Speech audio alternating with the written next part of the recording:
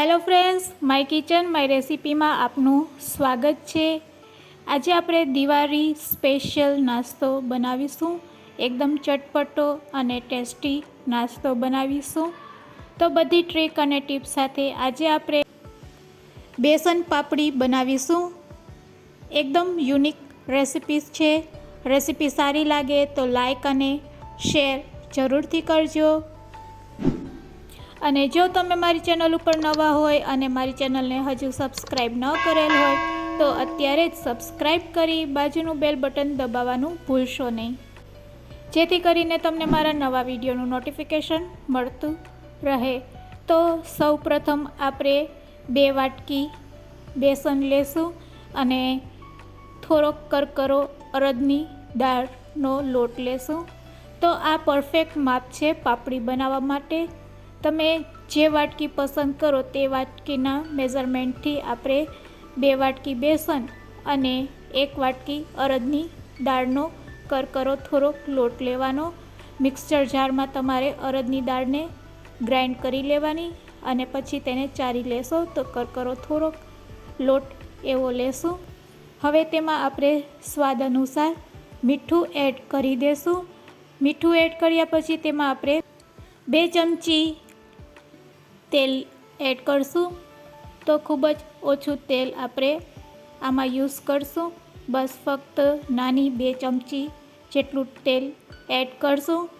આ રીતે વસ્તુને મિક્સ કર્યા પછી થોડું થોડું પાણી એડ કરશું અને ભાખરી જેવો કઠણ લોટ બાંધી લેશું।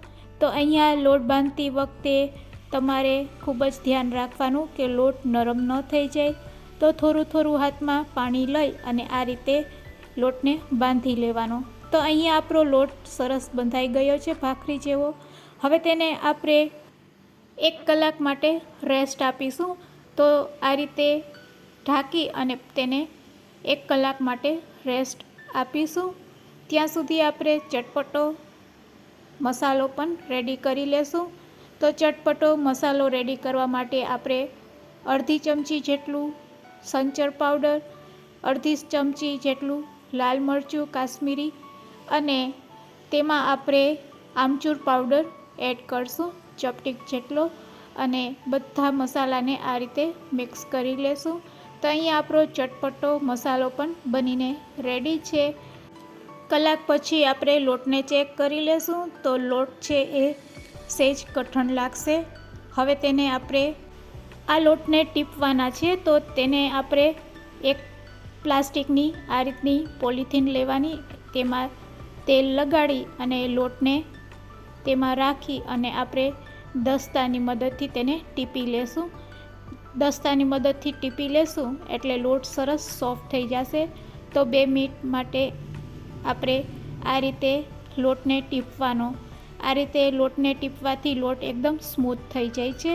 તો 2 મિનિટ તમે આ રીતે દસ્તાથી ટીપશો એટલે લોટ આ રીતનો સોફ્ટ થઈ જશે। હવે તમે જોઈ શકો છો લોટનો કલર પણ ચેન્જ થઈ ગયો છે અને લોટ સરસ સ્મૂથ પણ થઈ ગયો છે। હવે આ રીતે કોઈ સરફેસ જગ્યા ઉપર આપણે તેને આ રીતે હાથેથી વણી લેશું।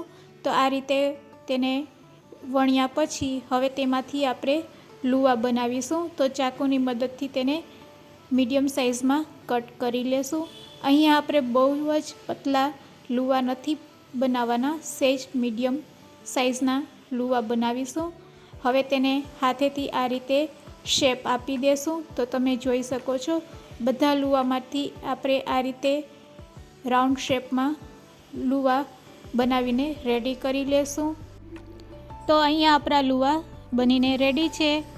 તો ચાલો હવે આપણે તેને વણી લેશું। તો આ રીતે પાટલા ઉપર લુવો લઈ અને વેલણની મદદથી તેને આ રીતે વણતા જાશું। જરૂર લાગે તો તમારે લોટનો ઉપયોગ કરવાનો। આ રીતે લોટમાં રગદોરીને તેને ફરીથી આપણે વેલણથી વણી લેશું અને પૂરી કરતાં સહેજ મોટી સાઇઝમાં તેને વણી લેશું।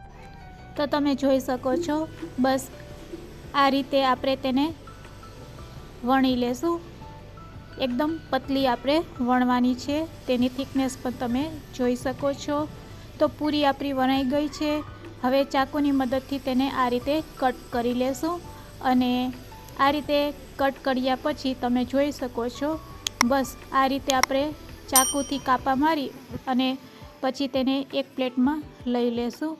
તો આ રીતે આપણે પહેલાં પૂરીને વણી લેશું અને સાઈડમાં આપણે ગેસની ફ્લેમ ચાલુ કરી અને તેલને પણ ગરમ થવા મૂકી દેશું।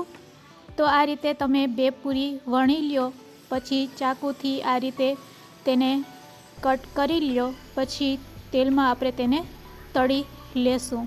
તો અહીંયા આપણું તેલ પણ ગરમ થઈ ગયું છે, તમે જોઈ શકો છો તેલ આપણું ગરમ છે કે નહીં તેને આ રીતે ચેક કરી લેવું। હવે ગરમ તેલમાં જ આપણે આ પૂરીને તળી લેશું।